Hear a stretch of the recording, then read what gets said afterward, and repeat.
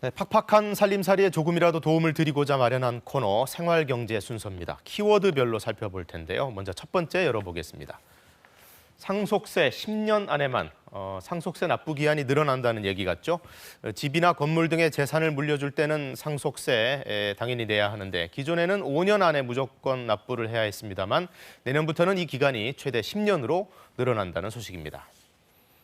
상속세 납부세액이 2천만 원이 넘으면 10년에 걸쳐 조금씩 나눠서 낼 수 있습니다. 그리고 또 하나 바뀌는 점, 상속세를 미술품이나 문화재로도 낼 수 있다고 하네요. 자, 얼마 전에 별세한 고 이건희 회장은 무려 2만여 점의 미술품과 문화재를 기부하기도 했죠. 만일 이런 것들을 가족이 물려받을 경우 그 일부를 상속세로 낼 수 있다는 겁니다. 구체적인 조건들이 있겠습니다만 사실 해당되는 분들이 그리 많지는 않을 거기 때문에 이 부분은 각자 알아보시는 걸로 하고 여기서 넘어가겠습니다. 다음 키워드 보겠습니다. 팝콘 안 돼요. 아무래도 극장 얘기 같죠? 최근에 영화관 가보신 분들은 아시겠지만 백신 패스관이라고 따로 있는데 백신을 다 맞았거나 검사에서 음성 나온 관객들만 따로 모아서 좀 편하게 영화를 볼 수 있도록 해주는 곳입니다. 그런데 오늘부터는 이 백신 패스관에서도 아쉽게도 팝콘은 먹을 수가 없습니다.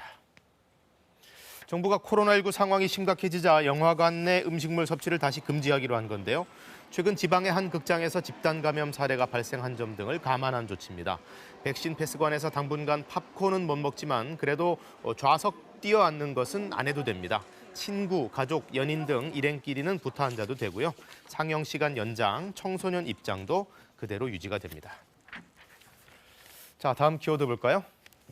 노후차 진입 금지, 아무래도 노후 경유차를 말하는 거겠죠. 오늘부터 수도권에서 운행할 수 없습니다. 배출가스 5등급 차량 가운데 저공해 장치가 없는 차량들이 단속 대상이 됩니다. 평일 아침 6시부터 밤 9시까지 운행이 전면 제한되고요. 미세먼지가 심한 겨울철 끝날 때까지, 그러니까 내년 3월 31일까지는 넉 달간 시행이 됩니다. 위반 시에는 하루 10만 원씩 과태료가 부과된다고 하니까 각별히 유의를 하셔야겠고요. 화물차, 버스, 학원차 등 미세먼지 배출 우려가 큰 차량들 오늘부터 집중 단속이 펼쳐집니다. 혹시라도 이 단속을 회피하거나 방해하는 분들은 200만 원까지 과태료도 낼 수가 있습니다.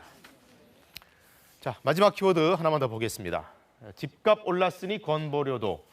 그러니까 집값이 오른 분들은 건강보험 피부양자 자격을 잃을 수 있다. 즉 본인이 다시 보험료를 내야 한다라는 겁니다. 그 대상자가 지난해보다 올해 40% 가까이 늘었다는데 그만큼 올해 부동산 가격이 많이 올랐다는 얘기겠죠. 이번에 피부양자에서 제외된 분들은 지역가입자로 전환됩니다. 안 내던 건강보험료 다시 내야 하는 거죠. 은퇴 후 고정 수입이 없어도 집이 있고 가격이 많이 올랐으면 보험료를 내야 합니다. 정부는 대신 재산이 늘면서 피부양자 자격을 갑자기 잃은 세대에게 내년 6월까지는 한시적으로 건보료를 50% 깎아주기로 했습니다. 그런데 이번에 재산이 늘어서 피부양자에서 제외된 인원이 총 2만 4천 명이고 이는 전체 피부양자에서 탈락한 49만여 명 가운데 채 5%도 되지 않는 수치입니다. 지금까지 생활경제였습니다.